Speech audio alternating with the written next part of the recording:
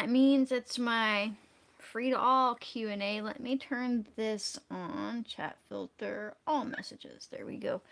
That way everybody can see. Well, I can see everybody's comments. That's what I mean. That's how today's Q&A is going to go. I'm trying a new hairstyle today, which is actually pretty hard when you have like hair that drags on the floor by like 2 feet or something crazy like that.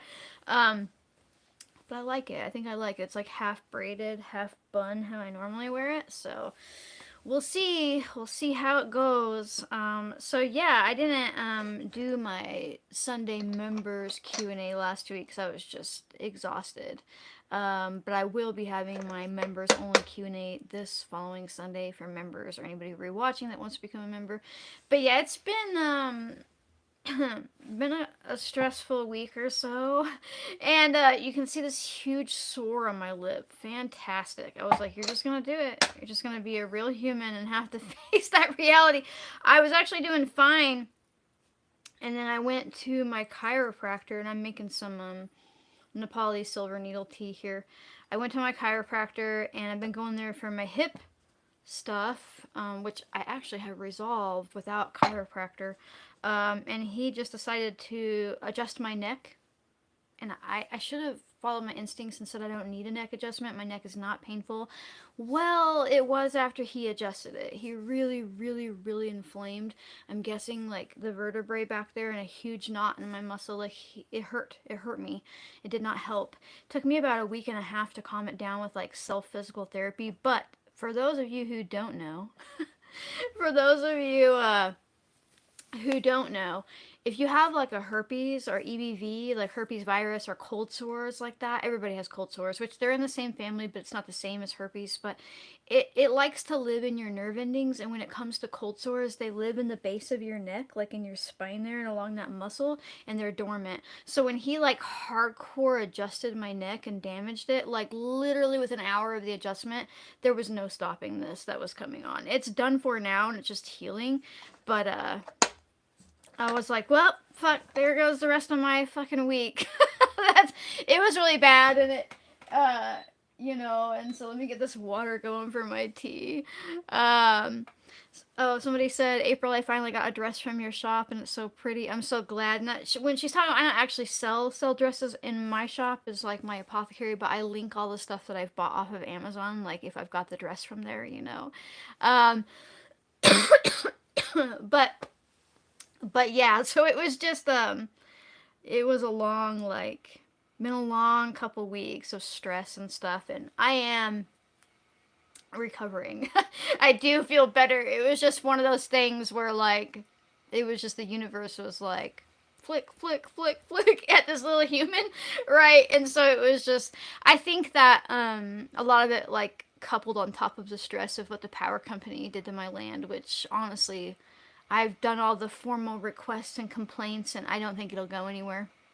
And if I had the money, I'd sue them. And I know it's easy for people to be like sue, but most lawyers they don't want to take on something like that, like unless they get paid up front, from what I'm seeing. And so I just don't have the money for it. Um, but yeah, somebody said very interesting. I just had a cold sore a couple of weeks ago. Yeah, and it was crazy. So growing up, I had really bad cold sores as a kid, and it was super embarrassing. It's like almost like a trauma thing from my childhood because my mom would make me go to school, and she believed that garlic would stop them, and it never did. So I would just go to school covered in sores and smelling like garlic. um, so I'm always really self-conscious about it, but it's been a long time since I've had one. It was like this whole section right there, and I know it was from the neck adjustment, but it's been a long time since I've had one that is like big enough that I can't stop it. It's like, no, we're here. Um, but it has just been,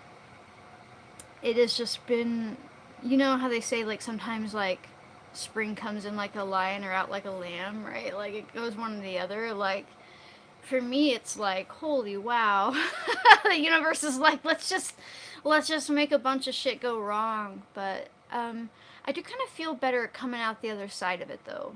I really do. I mean, I don't feel better about things that have happened, and I don't like having a sore on my lip that'll take forever to heal because of like my vitamin C issues. But like, I don't know. I've been really, for anybody who's following me long enough and did the tea times and stuff like that with me,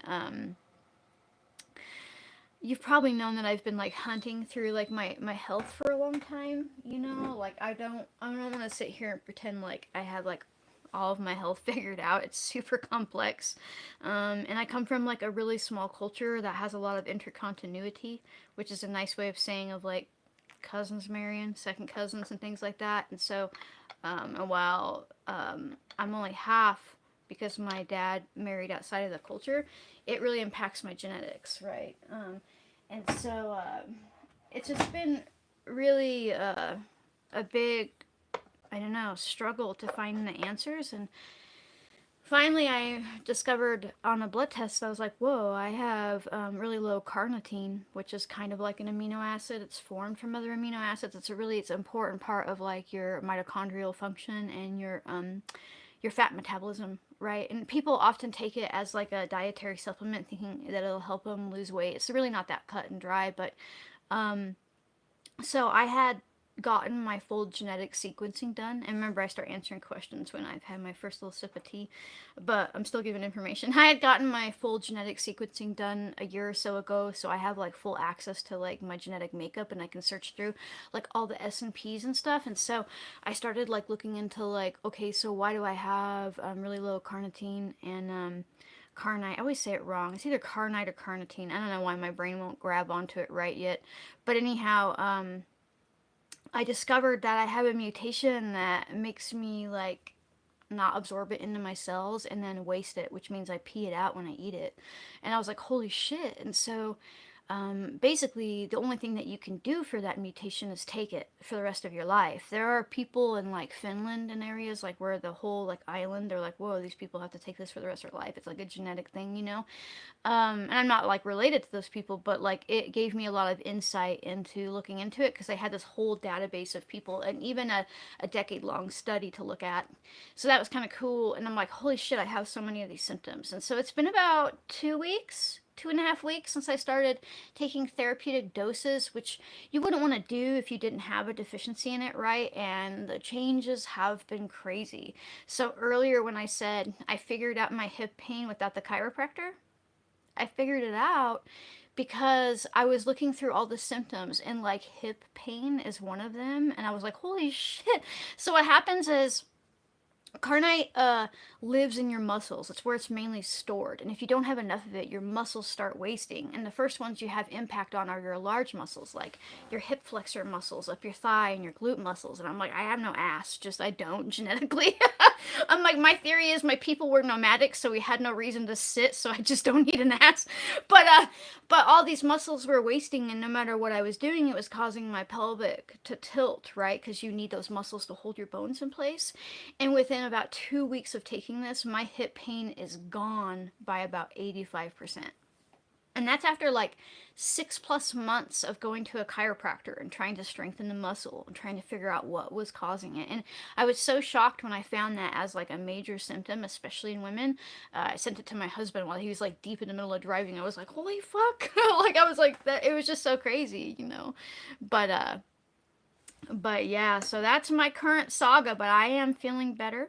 Um, and I'm sure that I will have like a longer way to go, but I don't know. At least it's an upside for me. At least it's an upside after going through all the stress and everything and that I've been going through in the past what a couple weeks, month, years, I don't know. You know, but I'm feeling like I don't know, empowered by it. And I always used to be like, oh fuck, I feel like a hypochondriac because I'm always like trying to find the reason why I don't feel well. You know, but then I'm like, I find it.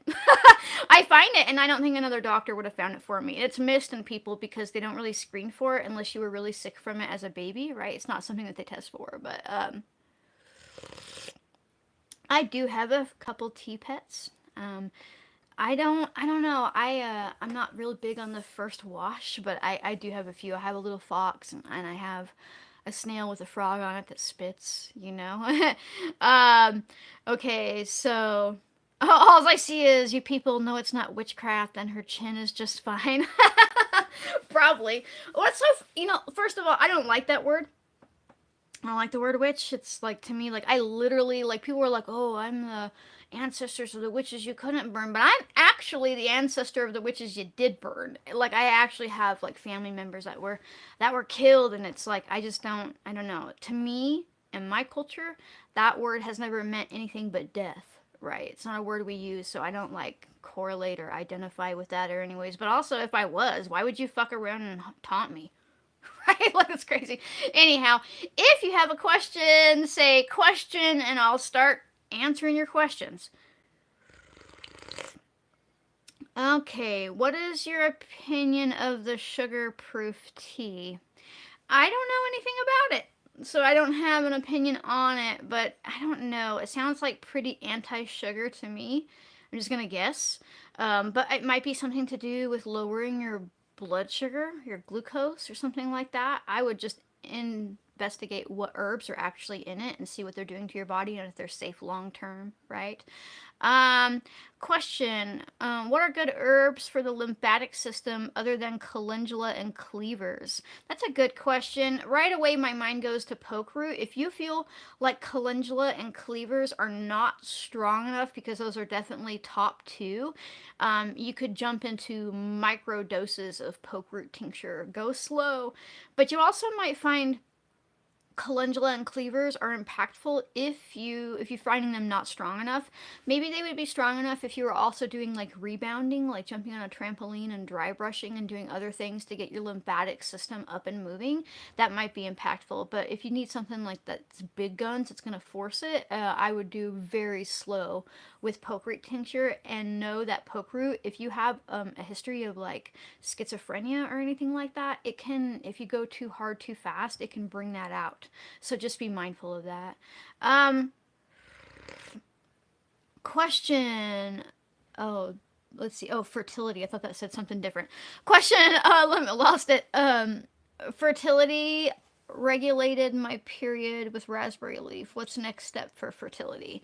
It's always about nutrition. I've talked about this before, but if you want to have a baby, your body needs to be like deeply nourished, and I'm talking like healthy animal fats, minerals, all of this stuff needs to be up and running, because it takes a lot to make a baby, and your body needs to feel like it has the resources to make that. And sure, plenty of women get pregnant when they're like really malnourished and everything like that, but the ramifications on your health after that are like devastating. And if you're already having fertility issues, it's not likely going to be as easy for you to conceive if you haven't taken at least 6 months to a year to deeply nourish your body. And I would just like basically look into like the nourishing tradition type diet through like the Weston Price is a good place to start for that, because it's just focusing on real foods and nourishing fats and things like that. Question: what can I take for sinus headaches, pain, since aspirin gives me diarrhea?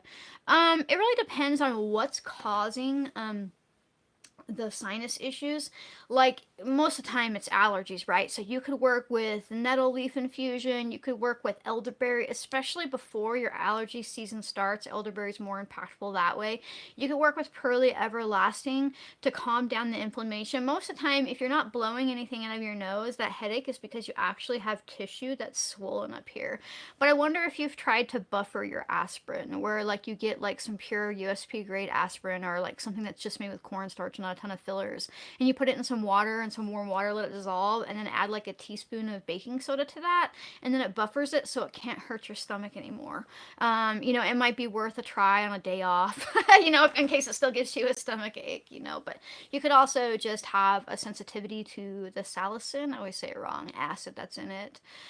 Question: let's see. How would I make yarrow mouthwash? My gums are receding and I need all the help I can. Well, I would do it consistently in the way that like you're making yourself like a cold brewed yarrow infusion. This isn't meant for drinking, but don't use hot, do cold so you don't over extract it. Just do like a quart or a pint jar at a time, because it's going to be about 3 days is what it lasts in the fridge, like any other food that you make, right? And then you could add like a tablespoon of sea salt to that and mix it up, and then use that as a mouthwash after you're done brushing. You could also just take yarrow tincture, not essential oil, put it on your toothbrush after you're done brushing your teeth, and then brush your teeth again with just the yarrow tincture and leave it in place if you don't want to go through the hassle of making the mouthwash every day. Question: I'm tapering off 17 years of benzodiazepines. Been tapering for over 2 years. What can I take that's good to lower the inflammation in brain and body. First of all, hi, my condolences. I've been there. It's brutal. I tapered after a decade of use, and it took me about 2.5 ish, 3 years to jump off. So I know the hell that you're living through. The thing is with benzos, because it is like the withdrawal you're feeling is from your GABA being upset, your GABA whole system and your receptors being like angry that they're not getting the huge amounts of unnatural GABA that was in your body. But you don't want to take a nervine that stimulates your GABA function, because then it's like picking a scab and it can make your symptoms come back worse. You're probably in that stage now where you're having like tolerance withdrawal like symptoms, where like you, or not tolerance withdrawal, but you're in like a symptom window where like you'll feel better and then symptoms come back horrible and then you feel better and then it goes through like that, right? um, so I would just focus on like high dose vitamin C and things like that to like lower the inflammation in your body without actually targeting the nervine center. And if you really want to dig into it, the one thing that I wish I would have known about when I was coming off of is Amanita muscaria, which is a mushroom. It is a mushroom. It's legal everywhere in the United States except for Tennessee. So random, right? In Tennessee, you can only use it for decoration. But there's this lady that she calls herself Amanita Dreamer, and she was basically ready to like delete herself, and like came across this mushroom and was like, she was like walking into the woods. Go definitely check out her story, and it helped her get all the way off of benzos. I didn't have that. I just went through and realized that there was no way out but through, and it was horrible for me and my family and everybody, right?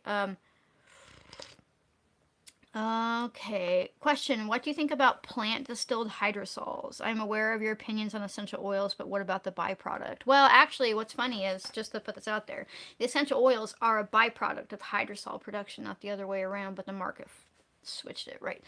Well, most of the time when you buy them, they're not actually hydrosols. They are water with essential oils suspended in them, because the companies know that the water they're producing, the hydrosol, it's like a known, like DEQ won't let them put it back into the water supply without extensive cleaning, because it's a marine hazard.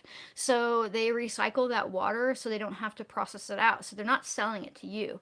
Now, if you're making your own, it's definitely safer than essential oils, but it should still be respected, because there's way more parts per million still in that water than there is in the plant itself, right? And you could just do an infusion of whatever herb you're wanting to work with normal water or distilled water, and work with it that way, and you'll still get more of the bioavailable constitutes from the plant than you would from a hydrosol.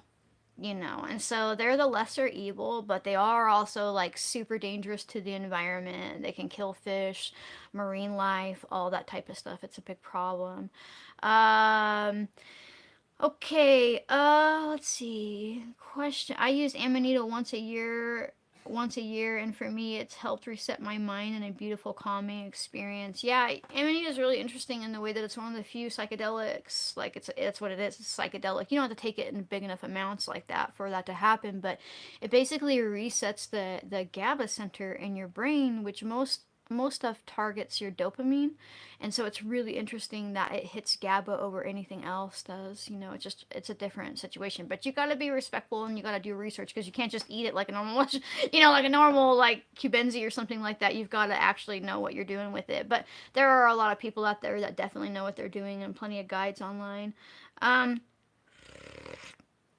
Okay, something in my throat is inflamed, and no ENT or doctor can find out why or what exactly it is. It's been like this for 1 year already and can't swallow food anymore. Oh, well, I would like to talk to you about my husband. He started having swallowing issues. Have they checked for, I'm always going to say it wrong, but have they checked for white blood cells in your larynx and your esophagus? They're not supposed to be there. It's called EOS. It's like eosinophili esophagus, right? Where this particular type of white blood cell, because you have all different types in your immune system, ends up in your throat. and it causes dysphagia amongst other things. Basically, it's inflamed because you have all these white blood cells where they're not supposed to be. If they haven't checked you for that, I'm shocked. They need to. They have to do a biopsy basically and see if you have too much there. And then they'll tell you that you could just have to use steroids and change your diet and find what you're allergic to because it's like an allergic reaction. So if you've ever been told that you have like, rhinitis or anything like that, like allergies, it would definitely be something to look into. But I don't really accept the idea that you can only treat it with steroids and repressing your immune system, and TCM agrees. And now I'm not super big into TCM, which is traditional Chinese medicine. There's nothing wrong with it. I don't sway that way, although sometimes it's really helpful. And so looking at studies from over there, they were successfully treating EOS with astragalus root and quercetin, which both are known to stable mast cells, right? And that's like an allergy reaction. And so we've been working with this with my husband while we wait for a biopsy that will probably never get called in, right? Uh, and so it's been about 2 weeks since he's been on it. We know that it can take about 3 months, and he's already having less choking. I think, what was it, like the other day he choked on like a chicken nugget. And it was like the first time, and I want to say like a good week that he's had a real choking situation now. But you also might look into like myofascial release. I probably said that wrong, but it's like a specific type of massage where like they can release like tight muscles in your neck and your esophagus, which is like here and right here, right? And in conjunction, that could help a lot. So sorry, my brain was like, oh, I have a bunch of information about that because I'm like living through it with my husband, right? Also, obviously, I hope they checked for like silent GERD and things like that, right? But okay. Hi April. I just wanted to say how sorry I was about the trees and how sad it made you. I hope you feel a bit better now. Just wanted to send you some hugs. Yeah, I'm recovering. It's hard because it's like every time I leave and go out my driveway to like go into the world, it's there. So I demanded that they like submitted the request, and they're like, oh, what would you like to be done about this issue? What did it cost you? What we damaged your equipment? I'm like, well, I requested that they come back and replant everything besides the elderberry tree because you can't replant a 100-year-old elderberry tree, but they can replant mature choke cherries from our local we have like native nurseries, right? Where like their whole job is to grow plants that are like native to here on the reservation. And so like I don't see why they couldn't get a hold of them and get some choke cherries and replant what they killed, but I don't know if that'll really happen. So okay. Question. I am the one tapering off the benzos. I'm also taking BHRT hormone. And I also have tinnitus 24/7 over 2 years, I assume, due to tapering. Yeah, I wouldn't try to come off of the hormones while you're also coming off of benzos. If you look in hopefully you're in some of like the Facebook benzo withdrawal groups, right? They're helpful, but like there's this whole thing when you're coming off of benzos, like there's thousands of symptoms, and it's easy to get like misdiagnosed with something that is just like your body adjusting to coming off of benzos, right? So like definitely don't ignore things, but also like your cortisol is definitely through the roof because your body's freaked out about coming off of this medication that's become dependent on. And so the tinnitus is likely related. I had horrible tinnitus too, and it was cortisol issues. So but you could start working with your parasympathetic nervous system. Anybody who has tinnitus or anxiety in general, or is coming off of anything like that, anything that's going to tone your nervous system and help your body relax is helpful. And there's actual physical exercises you can look up on YouTube, just toning parasympathetic nervous system, and it'll just, or the vagal nerve. It might be easier to Google that. It'll just pop right up, and you'll be able to follow exercises. Question. Do you feel your children take more after you or your husband genetically? Me. Me. I mean, like, there are some things, and it was really funny because at first, like, like, I don't know, my daughter has to wear glasses, and I don't have glasses, but, like, now it's changed. But she had, like, one good eye and one bad eye, like, perfect vision in one. I'm like, ah. You got dad's eye in one of them, right? But no, my genes are super strong, and like they come through. I don't know, more potently than most people's do just because of my culture. So, yeah, no, my daughter is definitely a replica of me, and my son doesn't look anything like his biological father. So it's like, but, I'm pretty, so it's okay. No. When she wears her glasses, I see her father, and she's admitting right now, so she could also like answer what she feels like. But she has exactly my fingers and my toes and everything else, and my hair color, and her eyes are like a beautiful like blue green though, so that's like an in between. But what is the antibiotic you have mentioned that doesn't hurt the microbiome? It doesn't hurt it as much. And my brain just dropped it. Doxycycline, thank you, brain. I like doxycycline because it's more about repressing bacterial growth than it is killing bacteria, if that makes sense. It's actually kind of related to vitamin K. And so I really prefer doxycycline. The only downside to it is it can make you sensitive to the sun while you're on it. So, like, I wouldn't be like, I'm going to be outside all week and then take a bunch of doxycycline because you can get a bit sunburned that way. But I do really like that one. And if I was going to use an antibiotic that was going to kill bacteria, it would always be something in the penicillin family, like amoxicillin, amoxicillin, geez, brain, or anything like that, is relatively safe and has been around a long time. Question: why is it that allergy meds always make my allergies flare up worse for a couple days? Like throat gets so swollen I can barely swallow water or talk kind of bad. Well, uh, it depends on the type of allergy medicine you're taking. They hit different receptors in your body, and so definitely look into that. And once you find out what that receptor is that it's hitting, H1 or H2, you could switch to a different type of allergy med and see if it does the same thing, but it's probably interacting with your immune system in some way. And or people don't realize that allergy meds taken long term, while they repress your symptoms, they can actually make your allergies worse because you're just blocking the symptoms and your body can't respond to it then. But definitely look into what class of allergy med you're using and seeing if switching to a different variety stops that reaction, right? Because I kind of feel like what's happening is it might actually be allowing your allergies to run rampant without you necessarily knowing it, right? Um, it's Flonase, any of the OTC pills I've tried. Thank you for this information. And go to an old school one. Maybe try something like cyproheptadine. It'll make you sleepy and a little hungry at first, but that does wear off.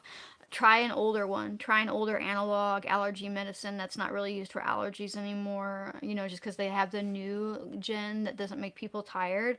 But try the older ones and see if that works a little bit better.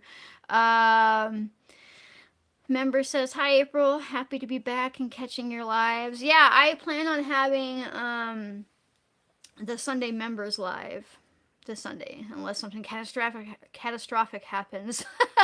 So, I'll be doing that one too. Question: anything to make my periods more blood, more iron-rich foods? Well, like if you feel like you're not bleeding heavy enough, like if you're just like barely like spotting, um, it sounds like your prolactin levels might be low, and so you're maybe not like releasing like that. That's a hormone that like it works in a lot of things in your body, but it also makes you like cramp to like release your uterine lining. So like if those are low, you might not like be bleeding heavy enough, and so you might have to support like your progesterone levels, and you could do that with something like wild yam or even Vitex, or they call it chasteberry. You could also start working with something that thins your blood if you feel it that way, but like I would look more into the why you're not bleeding super heavy versus trying to like force it to be super heavy, right? But also if you're older, as we get older, we tend to not bleed as heavy anymore. So like if it's just something that's changed and you're not having any other symptoms with it, it's not necessarily a bad thing, right? But if you're having no cramps all of a sudden, and I don't know, it just depends on your age, right? What is your take on cortisol leaves, and what would you recommend for balancing hormones? I've never heard of cortisol leaves. Do you mean cordyceps? Like cortisol is like I mean, they definitely probably exist. I've just never heard of them. Cortisol is a hormone in your body, but if you're looking to like balance hormones, it just depends on which way to go. I like chamomile as a simple step because it supports your liver function with excreting hormones, and if it's not up and functioning well, then you don't really get the excess hormones out. But you also need to be eating a bunch of like things like beans, nuts, well sucked, soaked oats to bind to the bile in your gut, so you can shit out your hormones. So every time you take a shit, hormones should be leaving your body. And if you're estrogen dominant, everything else will be smashed down, or either way. And so people don't really think about gut health when it comes to like hormone health, but they're deeply related, because if you have toxic bile recirculating constantly and nothing's binding to your bile, these hormones and other toxins will just build up in your body, right? Causing imbalances. Let me jump down here. Okay, so ask your chiropractor if they can use a tool instead of cracking on your body. My chiropractor uses a tool on me because of my spinal fusions. Oh, yeah, like the activator thing. Well, the thing is, he just didn't need to crack my neck. I kind of feel, and I discussed it with my husband, and he's a really great guy. He's helped me a lot compared to the other chiropractor that I was trying to go to. But it kind of feels like he was at a loss because he'd been like working on my lower back and my hip for so long, and nothing was changing. So I feel like he was like, "Oh, I'll just crack her neck." Like he just felt like he had to do something else, and I wish he hadn't have, right? But thankfully I've like come through it and like worked my neck through it. It was pretty scary for a few days there because I wasn't quite sure if it was he damaged a nerve or he damaged a muscle. I think he kind of inflamed a nerve and damaged a muscle, but after about a week and a half or so of like self physical therapy, I'm not having pain anymore. I am getting some upper headache right here, but I know that's because we have a muscle that runs back here and it's still inflamed right there and hurting right there. But the neck pain itself is gone, but I'm still working on releasing those muscles. Question: I'm searching for more medicinal benefits on wolfberries and cassia seeds. I just got dandelion tea with them and I've never heard of either of them. Neither have I. I don't know those ones. They might be called something different, but I'm not super familiar with those. But I also work with I like safe simple herbs. So like there's a lot of herbs out there that like I don't know. And I'm not saying that those might not be safe or simple, but they're not really in my purview because they probably don't grow in my area and they haven't really something that I've like. By the time I've reached out for an herb that's not in my area, it's because I'm not really finding what I need within my bioregion. Right. So there is a lot I don't know. And I'm very aware of that. Question: ways to raise testosterone in women.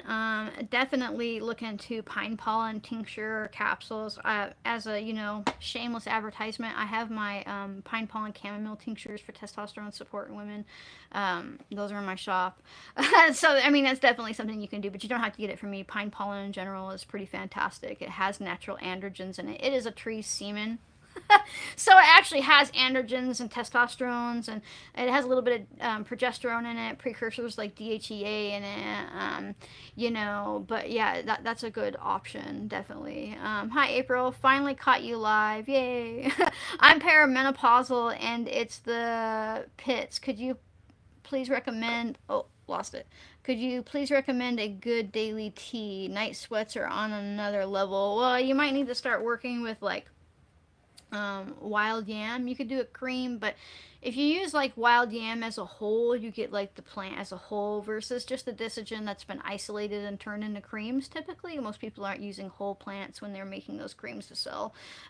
You could also consider supporting your progesterone levels. I don't know, sometimes I feel like hot flashes are more related to low progesterone, and so I mean, you could get just something like Progest E, or you could work with Wild Yam. But also, women also really discount testosterone levels. So, like the pine pollen that I mentioned would probably be pretty helpful. Motherwort is pretty good for hot flashes, although it's more like just repressing it versus allowing the nervous system to flush like that. Question: is there a tea or tincture to use for fibromyalgia? Well, that's a deep question because, we don't necessarily know what fibro is. I know, we know, the symptoms of it, but they haven't really pinpointed, what is neurologically causing it. But I've seen a lot of people talk about working with either B12 or B1, which is thiamine, getting those levels checked and having good results for that. I've seen people say that they thought they had fibro and got diagnosed with it, but it turns out they were living in mold, and so the mold detox protocol for whatever mold they were exposed to help with that. I've also seen people have really good results with LDN, which is low dose naltrexone. It is a medication, but it's a really, really safe one, and you take it in minuscule amounts. If you haven't tried that for your fibro, a lot of people use it for that. Like, until we like really pinpoint fibro, there's just kind of a lot of things that you have to go through to see what in your body is making it have that reaction. Is it your immune system? Are you depleted in a mineral or nutrient? Is it like a toxin like mold? Right. So you kind of have to dig through all that, which I'm sure you already have to an extent. But if any of those are something that you haven't looked into, it might be worth falling down that rabbit hole. Okay. Uh, benzo taper dizziness. Yeah, that is just something that you have to work through. Unfortunately, there was like what, like a husband's watching this too, but there was like what, a week and a half where I couldn't walk because I was so dizzy. You know, the vertigo is pretty bad. Magnesium might help. Right, it just depends. It's just your whole system is trying to rewire itself. And if you haven't read the Ashton's manual, and if you haven't joined any of the benzo withdrawal groups, I highly recommend that. Most of them have a lot of really helpful people and a lot of really helpful resources in like the file sections and things like that. Okay, somebody said benzo withdrawal. What else is the symptoms? Like, there's thousands of symptoms. There's thousands of symptoms. I lost my ability to use my hands for a few days. Lots of horrendous invasive thoughts, whether that's thought or visions in your mind that you don't want to be there. High suicidal ideation, extreme agoraphobia, anxiety, depression, migraines, burning skin, you name it, constant vertigo, sensitivity to light. There are literally thousands, like ringing in your ears, vomiting, like, and this can happen even when you're going really slow. Benzo rage, that's a fun one. I went through that pretty hard for about 6 months, where you're just fucking angry all the time and like you rage. It's literally rage for no reason. It was pretty hard on my kids and myself and everything like that, you know, but there are literally thousands of symptoms. Questions on soursop for cancer. You know, I haven't really looked into it. Most of the time I see people using soursop for like diabetes and blood sugar control, but I haven't really looked into the correlation between using it for cancer. Right.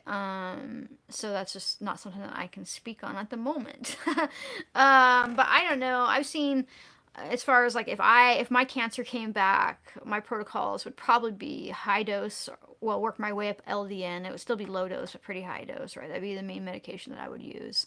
I would also work pretty heavily with turkey tail mushroom to modulate my immune system. I would not starve myself of sugar, because every cell in your body requires glucose, and if you're not eating it, your cells start taking it from your muscles, and they spread that way, and cancer will go looking for food if you're not feeding it. I'm not saying to eat sugar and candy and things like that, but my God, people are like, oh, I won't eat squash or fruit because I have cancer. I'm like, okay, well, you know, but also like I've seen lots of stuff from like high dose vitamin C for cancer. You know, it just depends. And there's lots of information out there that people could cling onto, but I just don't have any information about soursop on that.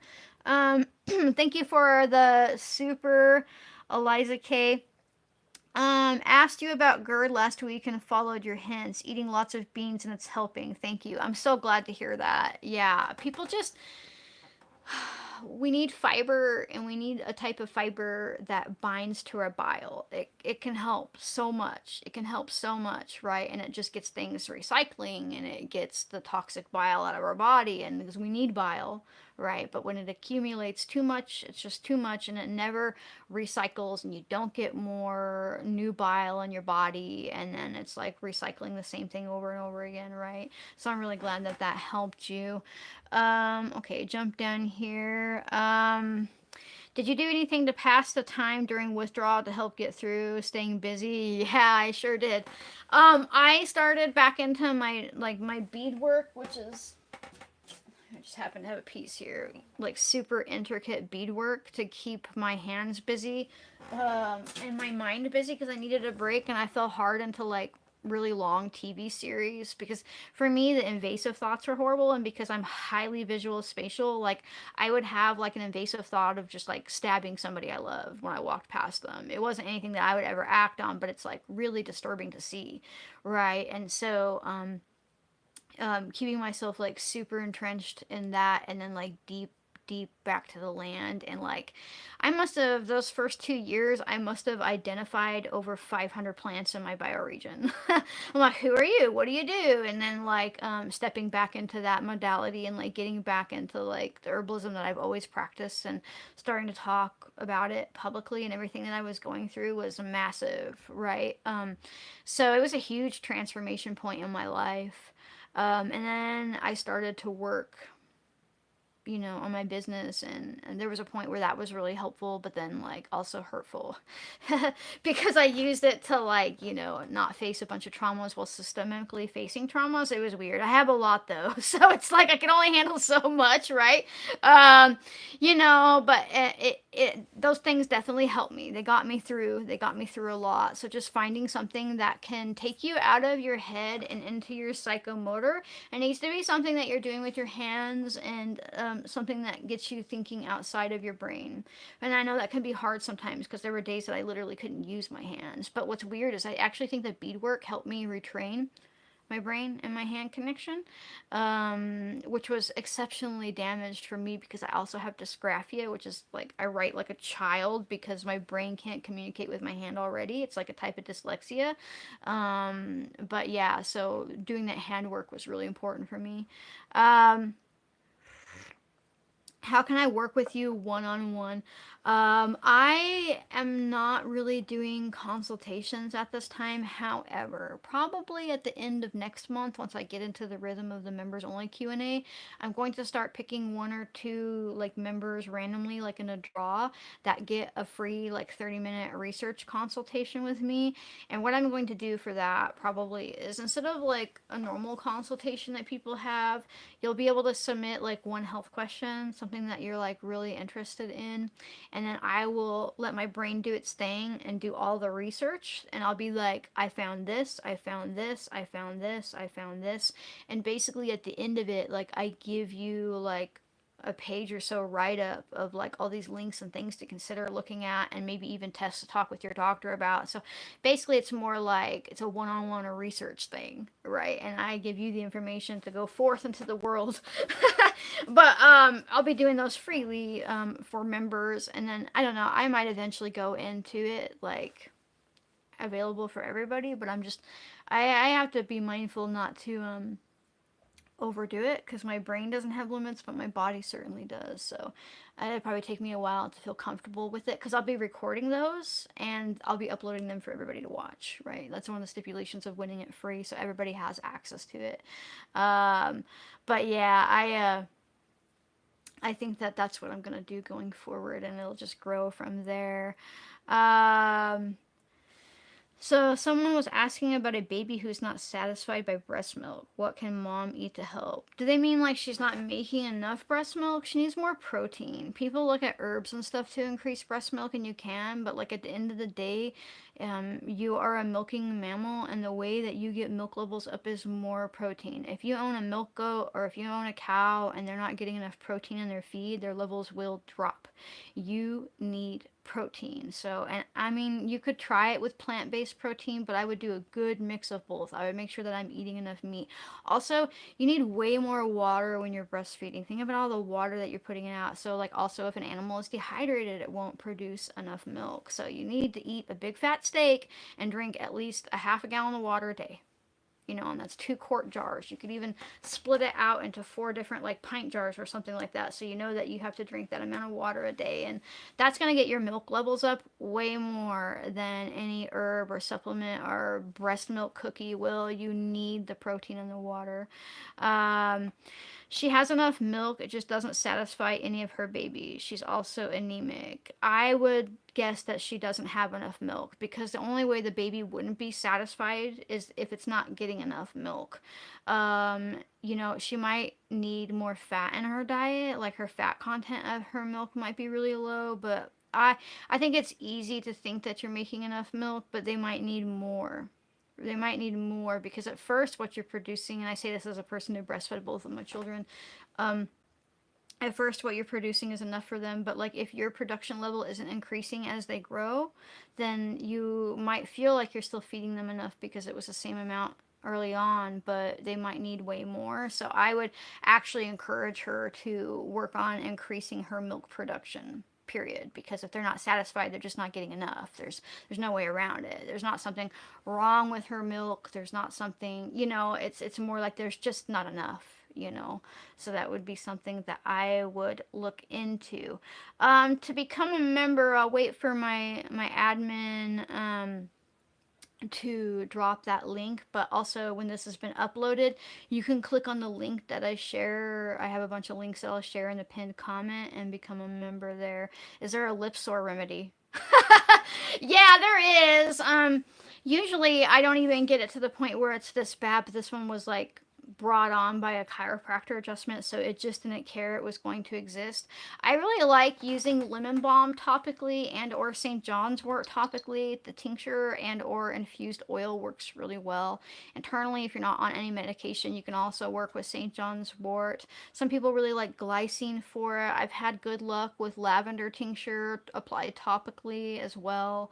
Those things are pretty good at stopping it. And even if somebody has herpes, you could make like an infused St. John's wort oil and apply it down there below daily to stop your outbreaks from being as often. And you could also use it to stop the severity of your outbreak when you apply it topically. So but yeah, this is the first one that I've had in years. I had even come to like a white head. Usually it's just a little red bump. Like you guys remember, like last week I had a tiny little red bump. It's already gone and healed. This one was like, I'm here. It was like no way around it. And so it decided to exist. But on that note, I've been jabbering for about 46 minutes, so I'm gonna jump off so I don't kill my body, even though my brain is like, we could just keep answering things. If you would like to support my capacity to teach freely, to be a real human, to keep a roof over my head and tea in my cup, consider becoming a member. It's just a way to throw me a couple bucks a month to support the free work that I do. You do get early access to videos as I'm able to upload them, and you do get once a week members only Q&As where I'm more likely to answer your question because there's not tons of people rolling in and out. However, if you can't afford to become a member, I don't even want you to worry about it because of course I do these Friday free Q&As for everybody to watch, but also I release my videos as I'm able to upload them, later on in the week, and I'll even release the member stuff later on. So it's not a paywall, it's just a little bit of a time wall. You can also check out my shop. I make all kinds of things. I've got books, capsules, mouth mud. There's something for everybody. And you can use the one-time code TEATIME, TEATIME, to save 10% off of anything that you would like to call home from the shop. If you can't afford to do any of that, or even if you can, it's also super helpful if you make sure to like, comment, subscribe, turn notifications, and share. Sharing is super important because it helps get my work out there. It helps people realize that they're smart enough to do this. It tells the algorithm that I am worthwhile. And so it's super helpful, and it's just really impactful, and it really does make a difference on my channel. So thank you so much for hanging out with me today, folks, and I'll see you members this Sunday. Bye.